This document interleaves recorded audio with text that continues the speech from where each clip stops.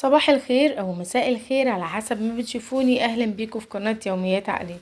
لأول مرة تشوفيني انا ام زياد، ودي قناة يوميات عقلية بنقدم فيها روتين اليوم العادي بتاعنا. يعني روتين اليوم زي ما هو، لا بنتصنع ولا بنقدم حاجة مش موجودة ولا بنخترع حاجات. احنا بنقدم اليوم بتاعنا العادي زي ما هو. طبخنا طبخة حلوة، قعدنا قعدة حلوة، عملنا روتين حلو زي ما بنعمل، زي ما يومنا بيمشي بنقدمه لكم بالظبط. هنبتدي كلامنا كده بالصلاة والسلام على رسول الله. اللهم صل وسلم وبارك على سيدنا محمد وعلى آل سيدنا محمد وعلى أصحاب سيدنا محمد أجمعين.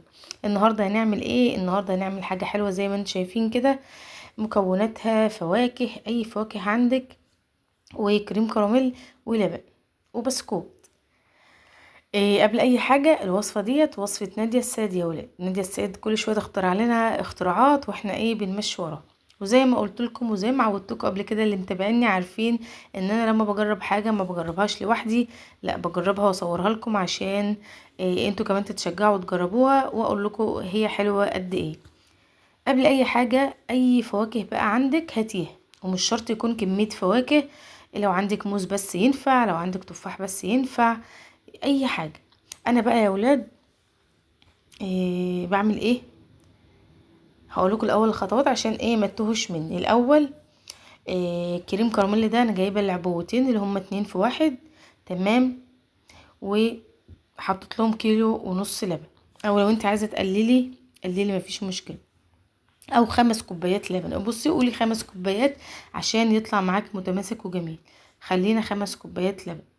تمام. هتحطيهم وتحطي ال2 باكت كريم كراميل وتقلبيهم كده لحد ما تحسي ان هما دابوا، وبعدين هترفعيهم على النار. حابه السكر بتاعه لحد كده تمام، مش حابه السكر وعايزه تزودي سكر زودي السكر. المنطقه ديت او الخطوه ديت من اختيارك انت، فحسب السكر يعني. جيت بقى هنا زي ما انتم شايفين، انا بروح يا ولاد المول عندنا. المول عندنا عنده كل حاجة، فواكه وخضار وكل حاجة. مش شرط ان انا اجيب كيلو تفاح، ومش شرط ان انا اجيب كيلو اناناس وكيلو مش عارفة ايه. انا مثلا بحب اعمل كوكتيل، اجيب تفاحية او تفاحتين، اجيب مثلا 3 صوابع موز او 4، اجيب اناناساية، اجيب رماناية. والله العظيم زي ما بكلمكم كده. وبحط كل حاجة على الميزان وايه وبسعرها. يطلع معايا مثلا 5 انواع فاكهة، 4 انواع فاكهة، مثلا ب30 جنيه، ب40 جنيه.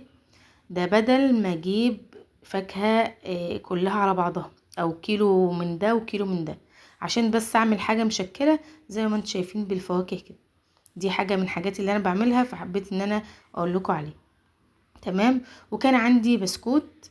اللي شجعني ان انا كان عندي بسكوت، والدتي كانت بعتهولي بسكوت افراح او بتاع العرايس.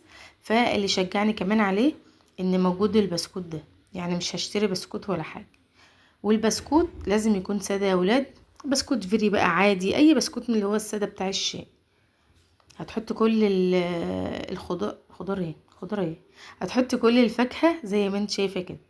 او لو ما عندكش فاكهه مشكله، هتحطي مثلا موز تحت، وتحطي البسكوت فوقيه، وبعدين هتحطي الكريم كراميل اللي هو باللبن زي ما انتم شايفين كده. طبعا قبل اي حاجه لازم الكريم كراميل كان يتعمل الاول. ابص انا لقيته سخن، مرضتش احطه سخن، استنيت شويه عبال ما هدى شويه، عشان طبعا ما ينزلش على البسكوت وعلى الفاكهه سخن فيبوظهم او يغير لونهم. استنيت لما هدى كده شوية، وبعد كده حطيت عليه على الفاكهة وعلى البسكوت زي ما انتم شايفين كده. بس كده، هي ديت اخر خطوة. وهتدخليها بقى التلاجة. ويستحسن ان انت تحطيها في التلاجة، مثلا عاملاها الصبح قطعيها بالليل او قدميها لهم بالليل. وحاجة كمان عشان ما ننساش، اي حاجة بقى عندك عايزة تحطي فيها حطيه، بس اهم حاجة ان انت تدهنيها زيت. نقطة زيت صغيرة كده وتدهنيها، مثلا القالب ده دهنته زيت، القالب التاني دهنته زيت، بحيث ان انت لما تيجي تقلبيها تتقلب معاكي بكل سهولة وما تبقاش لازقة. هتقولي البسكوت طلع على الوش، مفيش اي مشكلة، هي بتبقى طبقات كده زي ما انت شفتوها في الاول. انا بس بنزل البسكوت اللي هو طلع على الوش خالص عشان يبقى كله يعني متغمس كده في الكريم كراميل. زي ما انتوا شايفين كده. بصوا الطريقة دي مش محتاجة اي حاجة، ونادية السيد الله يخليها يا رب سهلت لنا حاجات كتير. واكتر ناس يعني اكتر حد انا بحب اتفرج عليه، بتسهلك كل حاجة وبتخليكي لو انت مثلا ما عندكيش مكونات، لا اعملي بدلها كذا، حطي بدلها كذا. فهي ما شاء الله عليها، الله اكبر عليها يعني. بصوا مخليانا ماشيين تمام. انتوا كمان يعني انا موريه لكم اليوم بتاعي ان انا ست بيت عاديه وعجبتني وصفه على النت، فقلت ليه لا اما اجربها، خصوصا ان انا عندي لبن وعندي فاكهه زي ما انتوا شفتوا كده، او زي ما قلت لكم كده. رحت جبت تفاحيه وموستين ورمانايه وجوفتين.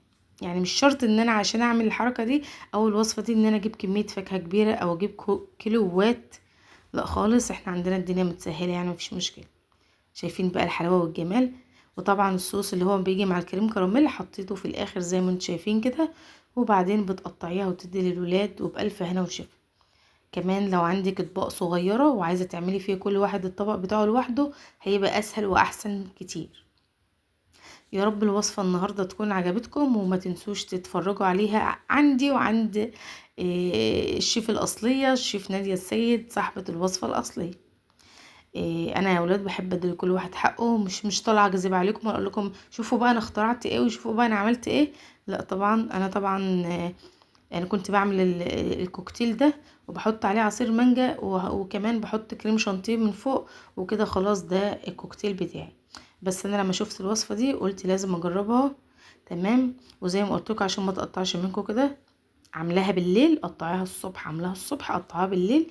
ما تستعجليش عليها عشان تطلع الخرطة بخرطتها زي التورتاية حلوة كده. وكمان ممكن تقللي الفاكهة زي ما انت عايزة، ممكن تبقى بفاكهة نوع واحد بس، مفيش مشكلة. الوصفة دي يا جماعة كان طعمها خرافي، كل اللي كلها انبسط منها جدا وكانت عجباه جدا. ومش لازم نفس الفاكهة اللي انا حطاها زي ما قلت لكم، والله العظيم هتعجبكم. وكمان كريم كراميل مع البسكوت مع طعم الفاكهة مع طعم الصوص بتاع الكريم كراميل ده حاجة في منتهى الجمال وطعمها زي الفل. يا ريت تجربوها. ويا ريت لو وصلتوا لحد هنا صلوا على النبي في الكومنتات عليها افضل الصلاة والسلام. ما تنسونيش في اشتراك. وشكرا لكم مشاهدتكم وبحبكم.